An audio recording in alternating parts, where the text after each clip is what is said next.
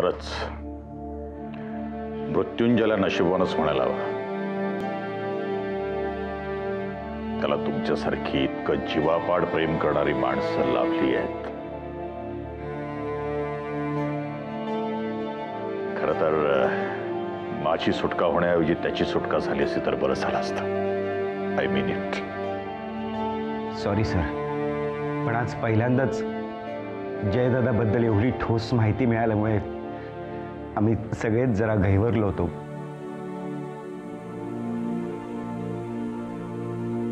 आणि त्या नादात तुमच्याबद्दल काही विचारायचं राहूनच गेलं.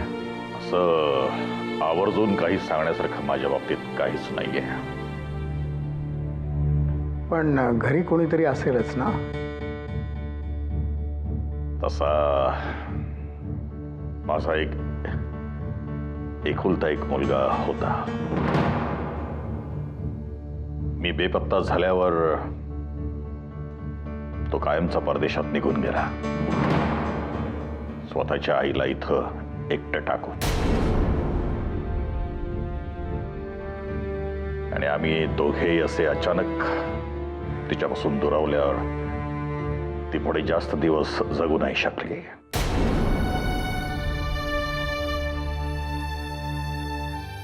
माझी सुटका झाली, मी इथे आलो आणि मला ही सगळी माहिती मिळाली. माझी बायको तर गेलीच होते. 17 वर्षानंतर माझ्या मुलाला तरी भेटावं म्हणून मी त्याला फोन केला होता, पण 6 महिने तरी या सुटका झालेल्या बापाला तो भेटू शकणार नव्हता असं उत्तर दिलं त्याने मला.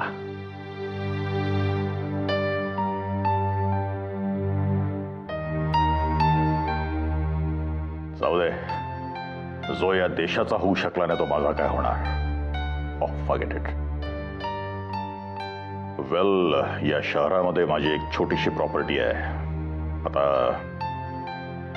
इथंच सेटल व्हावं असा विचार आहे. प्रतापराव, या जगात तुमचं कोणीच नाही असा गैरसमज करून घेऊ नका. आजपासून हे घर तुमचंच आहे असं समजा.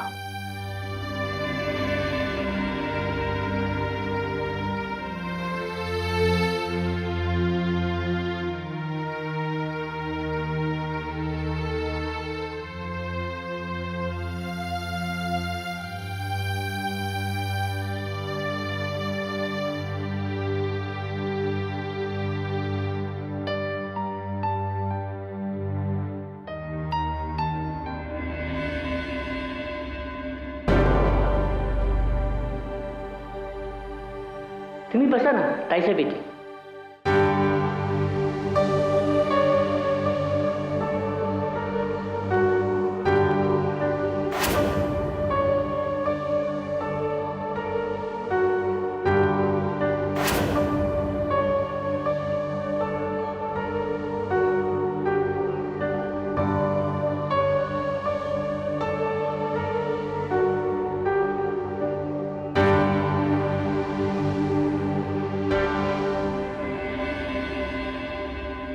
नमस्कार, माझं नाव आयुष चित्रे. मला नीलराजांनी पाठवलं होतं. त्यांनी सांगितलं तुम्ही मला मदत कराल म्हणून. नीलराजेंनी सांगितलं असलं तर आम्ही नक्की आपली मदत करू. बसा ना.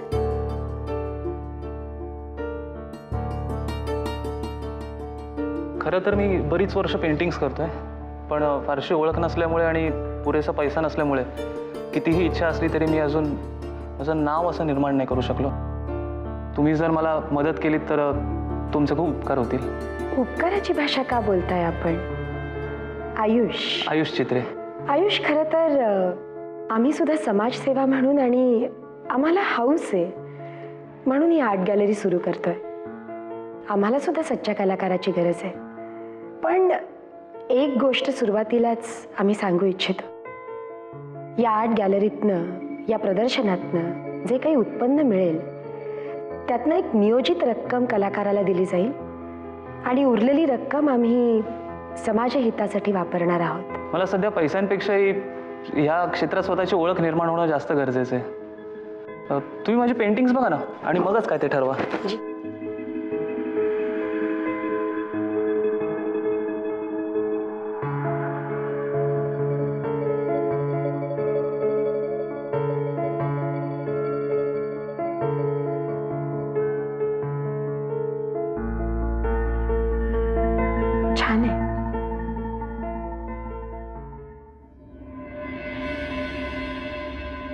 हे अजून एक.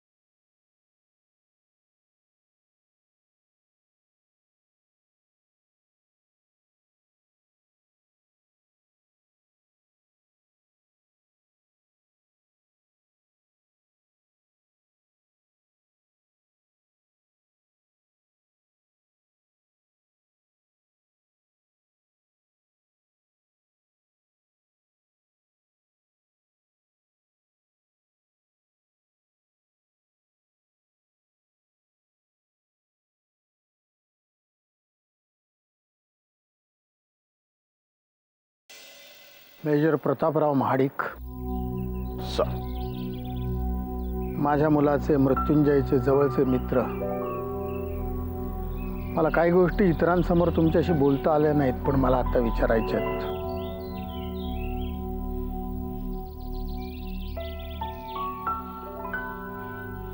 विचारा. कधी कधी काय होतं की समोरच्या माणसाला दुःख होऊ नये, त्रास होऊ नये, त्याला आपण काही खोटं पाडू नये म्हणून माणूस सत्य बोलण्याचं थांबवतो आणि खोटी खोटी स्तुती करतो. तशी स्तुती तर तुम्ही आमच्या मृत्युंजयची केली नाहीत ना. तुम्हाला नक्की काय म्हणायचंय? हेच की तुम्ही खरंच मृत्युंजय जवळ होतात की आम्हाला बरं वाटावं म्हणून तुम्ही त्याच्या गोष्टी सांगितल्यात? सर, मी मृत्युंजयबद्दल जे काय सांगितलं ते 100% खरं आहे. आता तुम्ही म्हणताय तसं जर तुम्हाला वाटत असेल तर ती कदाचित दिलेली चिठ्ठी खोटी असेल, पण त्यातला मजकूर, त्यातल्या भावना, त्यांचं काय, तुमच्या सहित प्रत्येकाची आठवण त्याने अगदी व्यवस्थित आणि बरोबर लिहिलेली आहे. तुम्ही त्याला जीवनावर प्रेम करायला शिकवलं हे जसं तो लक्षात ठेवतो, त्याचप्रमाणे तो त्या साक्षीला सॅल्यूट मारायचंही लक्षात ठेवतो. तो मकरंदला जसं सॉरी म्हणतो तसंच त्याला हातभार लावण्याबद्दल त्या देवयानीला मोठी होण्याचा सल्ला पण देतो. या सगळ्या गोष्टी दुसऱ्या कोणाला कशा काय माहीत असणार सर? आणि तरी तुम्हाला वाटत असेल मी खोटं बोलतोय तर? नाही, मला अभिमान वाटतोय माझ्या मुलाचा. आपल्या मुलाला हरवून बसणं आणि तरी त्याबद्दल अभिमान वाटणं ही गोष्ट फार कमी बापांच्या वाट्याला येते. ते योग्य की अयोग्य हे तुम्हीच ठरवा. एक्सक्यूज मी सर, मला आता निघायला हवं.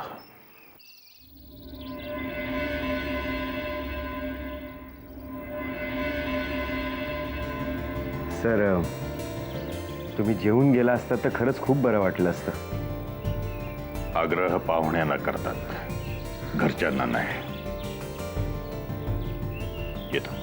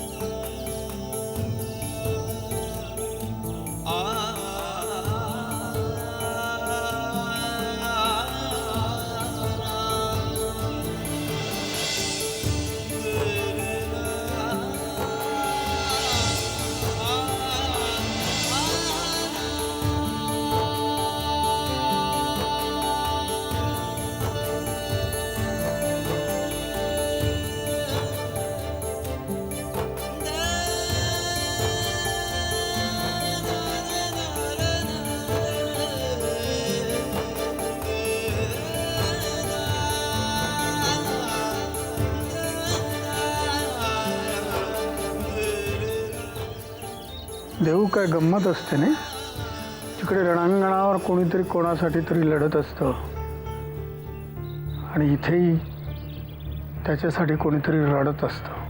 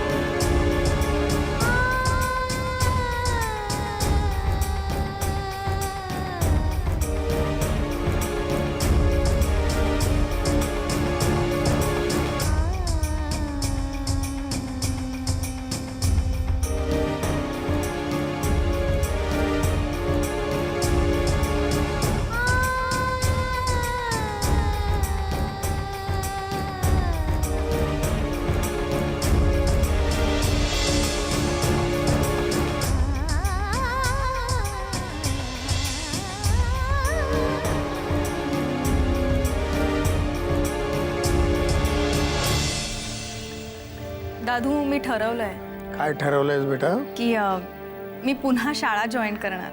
अरे वा,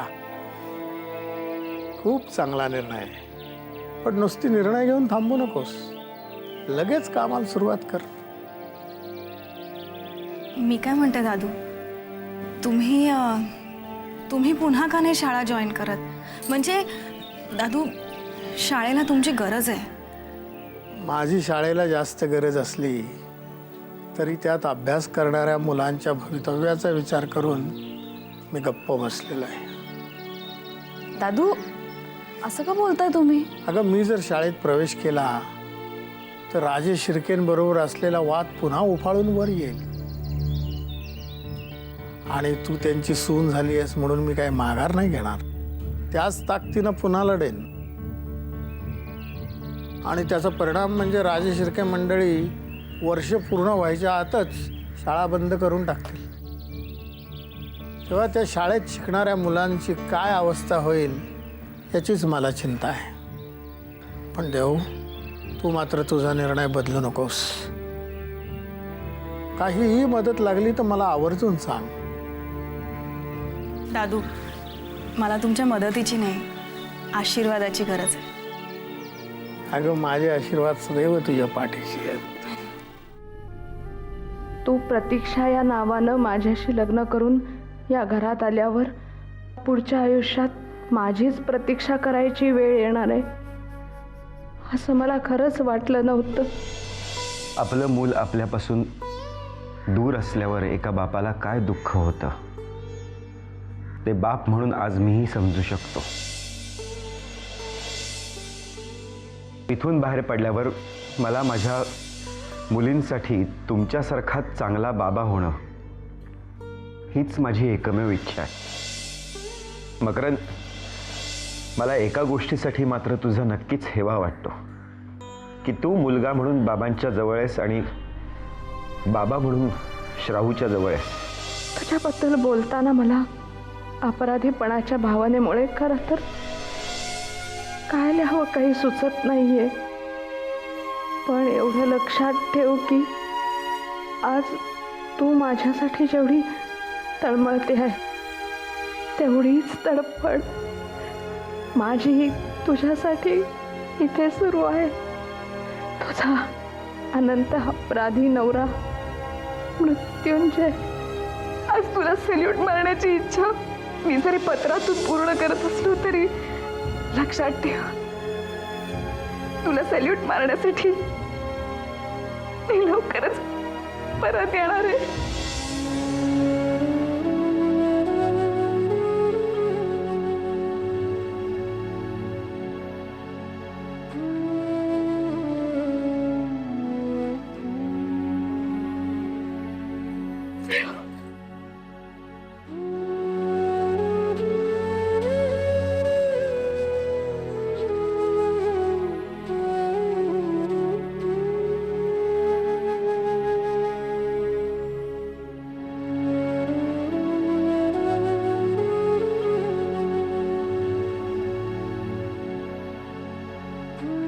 निघू मी? निघालीस? नीट जा. येते.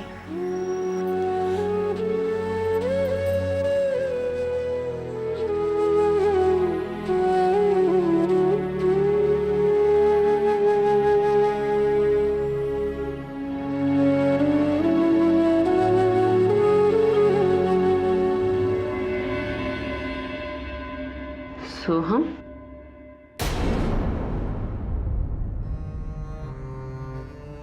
सोहम, एवढ्या रात्रीचा हा गेला कुठे? सावधान, सावधान, सावधान.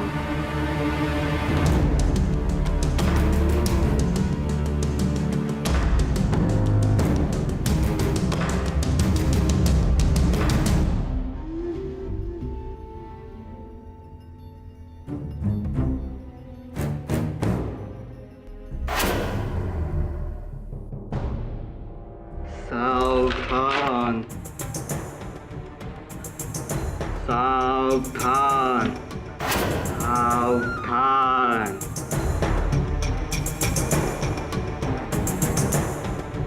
सावधान.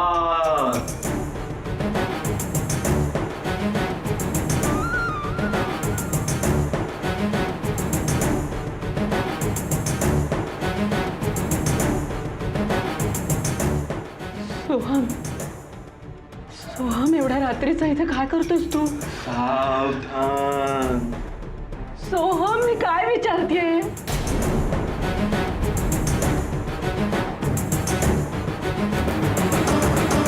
ताई तू झोपली नाहीस? झोपले सगळे? आई बाबा झोपले? सोहम, सावधान. सोहम, भानावर ये. सोहम, जागा हो, मी काय म्हणते तुला? सोहम, ताई तू जा आईला सांग मी येतो म्हणून. हा जा जा. सोहम, सोहम, जागा हो तू, जागा हो, भानावर ये तू. ताई तुला आईने मला मारायला सांगितलं.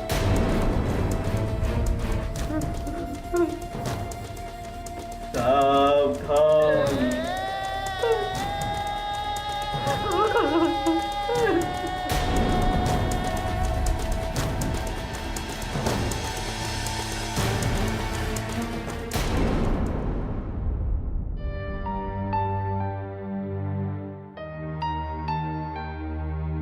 कुठे आहेस तू विक्रम? किती वाजले बघ ना. उशीर? आता आज का उशीर होणार आहे? विक्रम, तुझ्याकडे रोज काही ना काहीतरी कारण असतं. हो, गेले होते. प्रतापराव महाडिकही भेटले. आता ते काय बोलले ते मी फोनवर नाही सांगू शकत. तू लवकर घरी ये ना. बाय.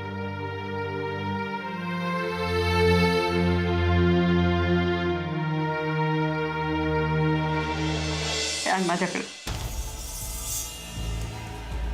आता शहाण्या मुलासारखं झोपून जायचं. ताई मला बाबांना भेटायचं. बोलव ना बाबांना. उद्या सकाळी आपण बोलू. ना तो खूप रात्र झाली. नाही, मला आत्ताच भेटायचंय. हट्ट नाही करायचा. मी सांगते ना. ते घे. पटकन गोळी घ्या आधी. गोळी घे. ताई झोपून जा. बोलू ना बाबांना. तुला सांगितलं ना, उद्या नक्की बोलव. चल झोप. चल चल, झोपून जा तू.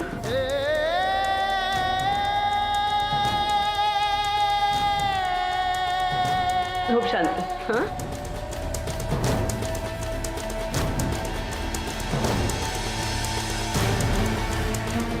मला झोप येत नाहीये. आईला बोलव ना. मला आईला भेटायचंय. बसते ना इथे तुझ्या शेजारी. हा, झोप. मी आहे इथे. हा, ताई मला आईला भेटायचंय. हो, भेटूया. हा?